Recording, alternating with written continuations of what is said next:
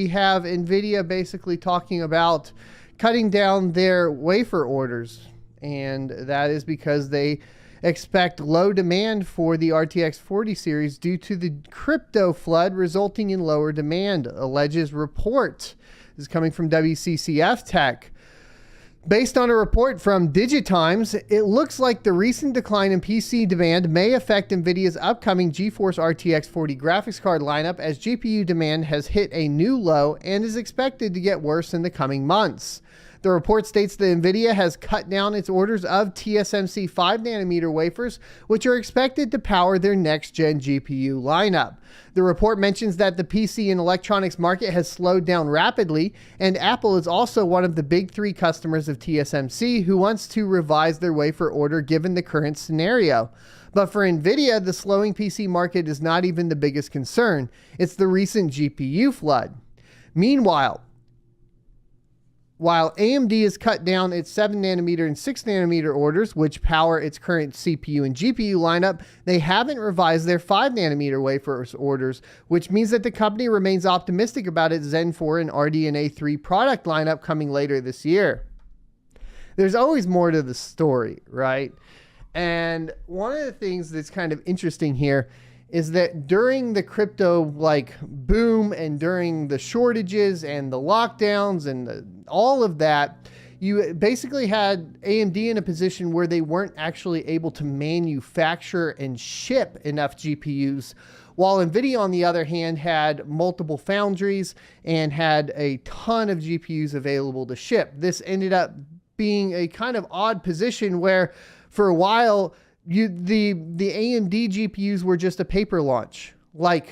Sure, we could say that it was just a paper launch for the 30 series, but those were hitting Best Buy store shelves semi-frequently, right? They were hard to get. You had to wait in line for them, or you had to go get in line at Micro Center, etc., but you could pick them up. While for the longest time early on in this last cycle, you just didn't see any AMD GPUs. It was basically they were non-existent after the 6900 and 6800 XT launch.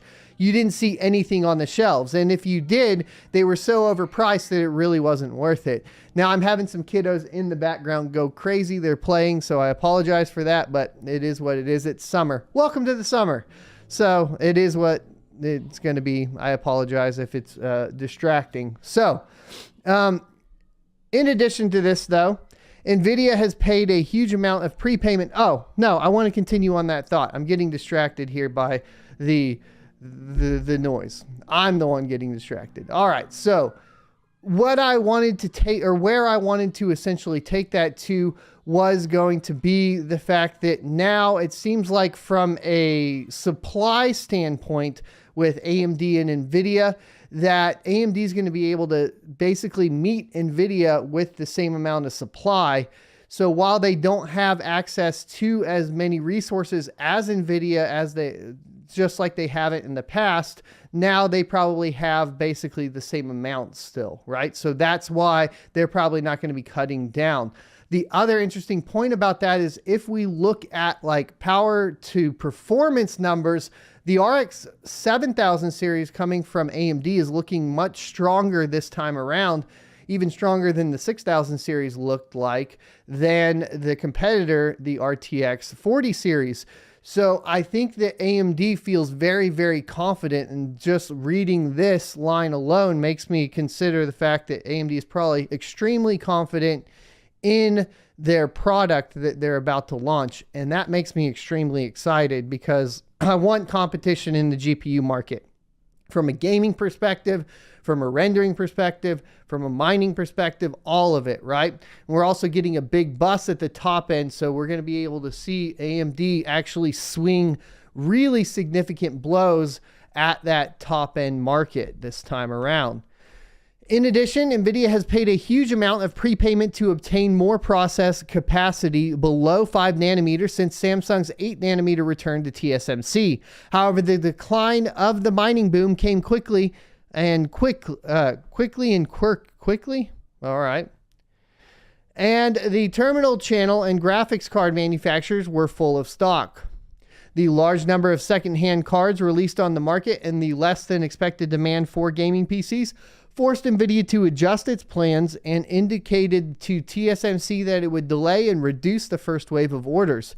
In addition, although AMD has reduced orders for the 7 and 6 nanometer by about 20,000 pieces, its 5 nanometer PC and server orders have not been revised, and they are willing to accept price increases. Therefore, TSMC has little response to this, and that's extremely interesting. As reported a few weeks back, the crypto crash has resulted in a huge flood of used graphics cards entering the reseller and used marketplace. These cards are available for much cheaper than their retailer listed prices, and most gamers who were waiting for a new solution for their PCs are going to buy these GPUs even though we advise them not to.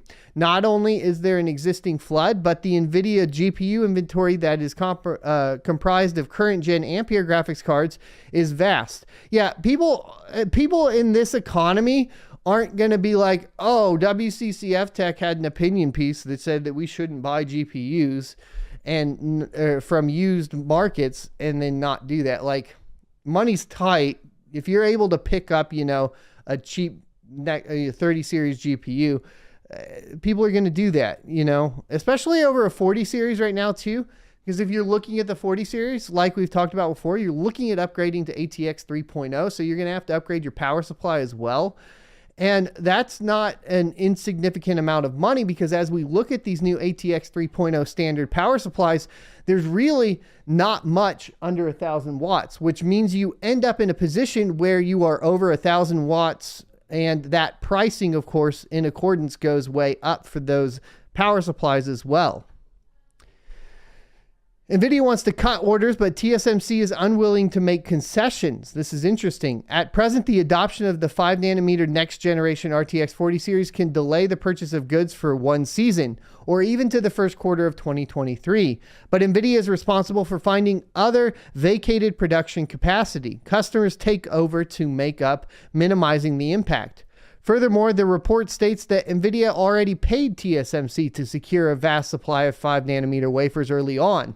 We had multiple reports on how NVIDIA spent billions of dollars to acquire 5 nanometer wafers from TSMC last year, but that might not have gone as NVIDIA planned, as TSMC is not willing to make concessions to the green team, and the best they can do is hold back the supply for at least one quarter, which is likely why we're hearing reports of delay for the NVIDIA RTX 40 series lineup.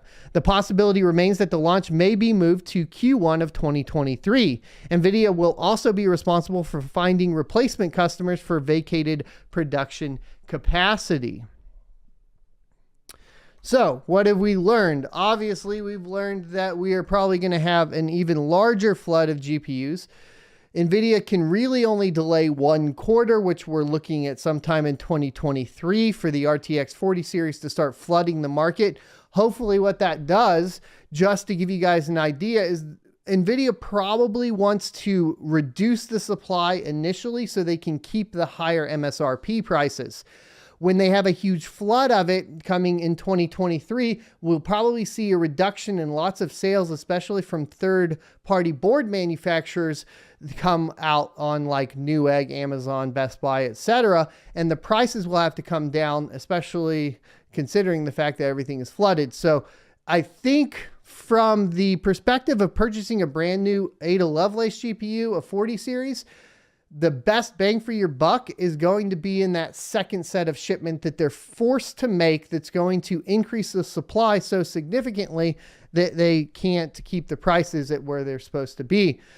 In addition to that, of course, it's going to probably drive down the RTX 30 series, which is going to be extremely enticing from a mining perspective, because like we've talked about before, as far as memory performance goes, you are getting the same memory performance at the top end for the 40 series as you are on the 30 series, except with the 30 series, you're getting lower power requirements and lower, basically, power supply requirements, standard requirements, right? You don't have to upgrade to that ATX 3.0. Either way, obviously, this is causing a lot of issues, in the market, but it's good for the consumer to a certain extent because it forces those prices down and I'm excited for it. I'm also excited for the RX 7000 series because it really does spell out to me that we are going to see extreme competition at the top end of that market. Thanks for checking out this clip from the Crypto Mining Show. You can check out the full episode here or more crypto content down here. Also, I'd like you to check out my locals page at sonofatech.locals.com, where you can become a member for free or choose to be a $5 a month supporter that unlocks additional content.